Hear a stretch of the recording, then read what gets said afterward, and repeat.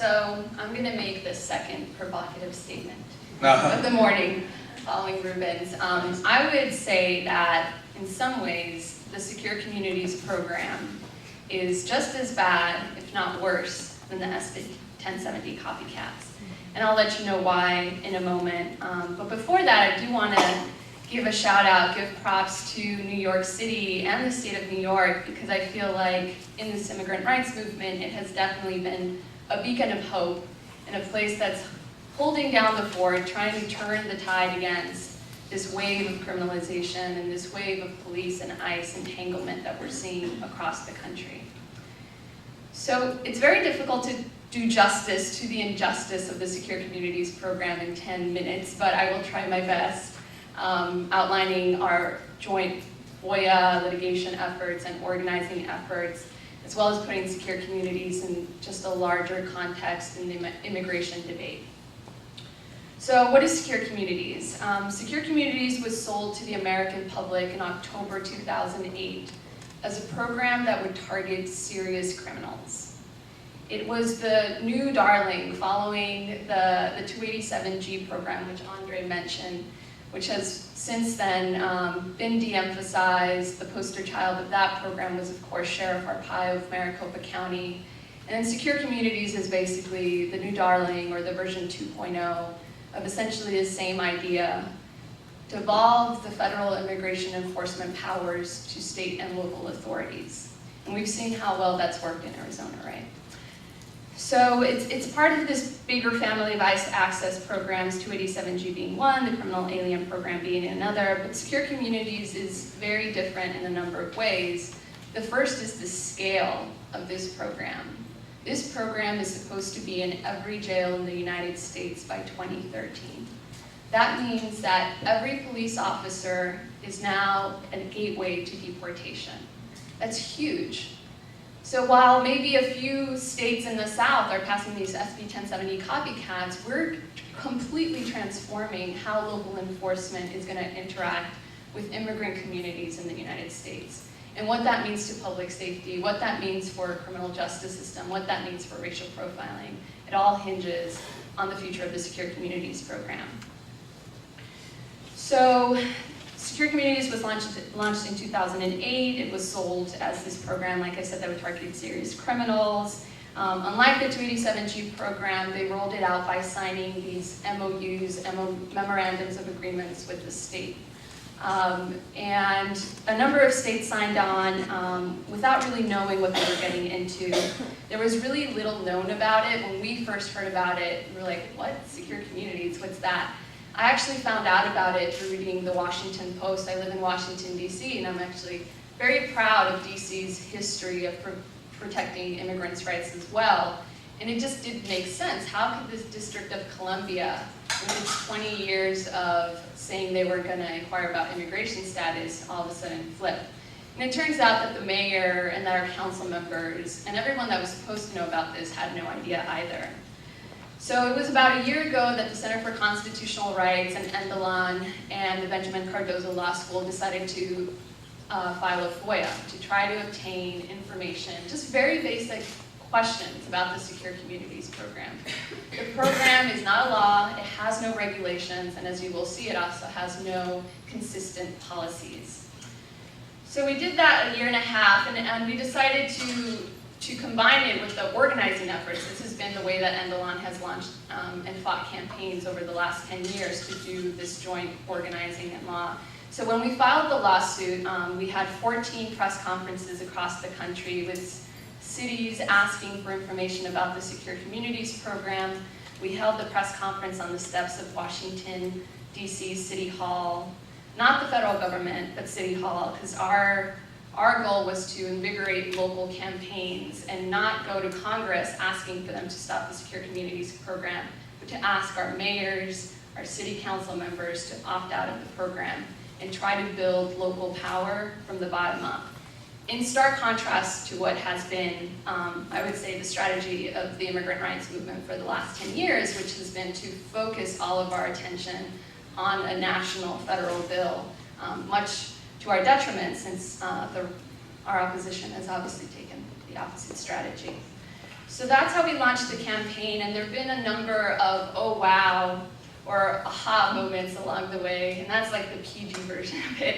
Essentially, there's been so many twists and turns, and many things that we exposed, we uncovered along the way. I mean, the first is that the program obviously is not targeting the supposed serious criminals that it claims to be.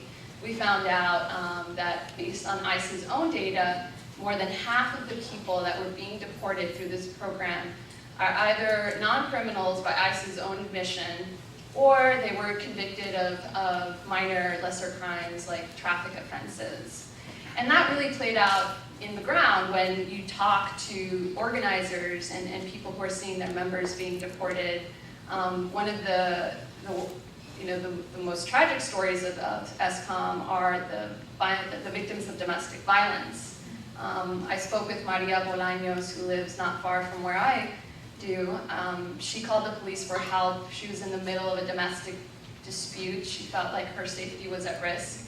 So when the police officers come, instead of helping Maria out, they see $2 phone cards on her table and decide to arrest her for these $2 phone cards for allegedly selling them illegally without a license.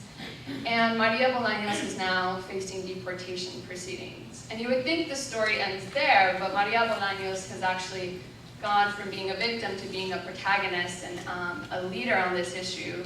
She actually confronted the director of the Secure Communities program, not once, but twice. The first time was at a meeting similar to this, right? She kind of crashed and she confronted the director and said, because of you, because of your program, I'm now facing deportation proceedings, and what do you have to say about that? And of course, the director lied in front of everyone and said she was not the victim of Secure Communities. The Washington Post then uncovered his lie, and he's no longer the director of the Secure Communities program. There's a new director.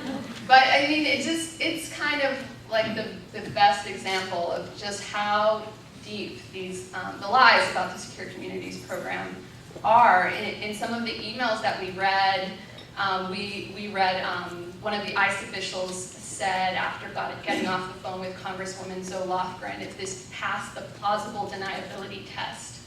Basically, he was asked whether there was a way to opt out of the Secure Communities program, and they just were playing with semantics and trying to intentionally confuse the public and state and local elected officials and the American public about this. So you would see in this email chain record after record of them being deceitful.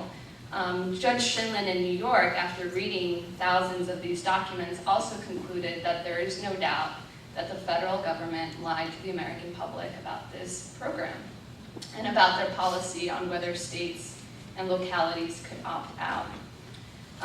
We also exposed that Secure Communities, it turns out, is part of a larger global biometric information effort. It's called Next Generation Identification. There's very little known about it. We've since talked to privacy experts, but it's something that I feel like everyone in this room should pay attention to. Go to the website. It's some pretty scary stuff. It talks about taking iris and facial scans of everyone in the United States and taking the fingerprints of prisoners in other parts of the world and merging all of this information together. We learned about the role of the FBI in all of this. So while ICE has been the figure in the public debate that's been most scrutinized, the FBI actually played a critical role in making this program mandatory, in part because they want to launch this next generation identification biometrics program. And actually today I'm happy to report that we just released some new documents we got. In one of those emails, an FBI officer says that it's nuclear war between the states and the federal government in this position on whether or not they're going to force the states to do this work. And he said he didn't understand how they could make states share their fingerprints in this way if they're specifically telling them not to share them with immigration and customs enforcement. So that's something we were unaware of when we started this fight. And then, of course, we built the local and state campaigns across the country. There were first city of Washington, D.C., I'm very excited about. It was the first city to ask to opt out of the Secure Communities program, and it cascaded into a number of other cities across the country: San Francisco, Santa Clara, California, Providence, Rhode Island, and then, of course, the governor of Illinois, which is huge. It's Obama's home, his state, saying that they were not going to participate in the Secure Communities program. Then came the New York governor. Then came governor of Massachusetts. So the fact that these governors who are living in the Democratic strongholds would reject what has become the cornerstone of the Obama enforcement-only strategy was huge. So we went from this moment of jubilation, like, wow, like, this is huge, maybe we can take secure communities down, to a few weeks later, an announcement by the administration that actually those memorandums of agreements that we signed with New York City and the state of New York, because I feel like in this immigrant rights movement, it has definitely been a beacon of hope and a place that's holding down the fort, trying to turn the tide against this wave of criminalization and this wave of police and ICE entanglement that we're seeing across the country. So it's very difficult to do justice to the injustice of the Secure Communities program in 10 minutes, but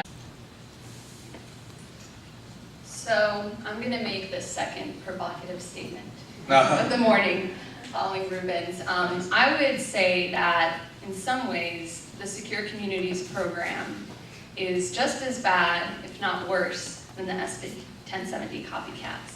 And I'll let you know why in a moment. But before that, I do want to give a shout out, give props to, we've seen how well that's worked in Arizona, right?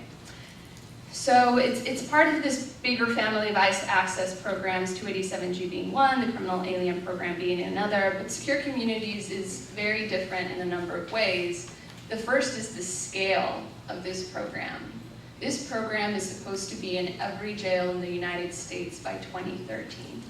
That means that every police officer, I will try my best, outlining our joint FOIA litigation efforts and organizing efforts, as well as putting Secure Communities in just a larger context in the immigration debate. So what is Secure Communities? Secure Communities was sold to the American public in October 2008 as a program that would target serious criminals. It was the new darling following the 287G program, which Andre mentioned, which has since then been de-emphasized. The poster child of that program was, of course, Sheriff Arpaio of Maricopa County. And then Secure Communities is basically the new darling, or the version 2.0, of essentially the same idea: devolve the federal immigration enforcement powers to state and local authorities.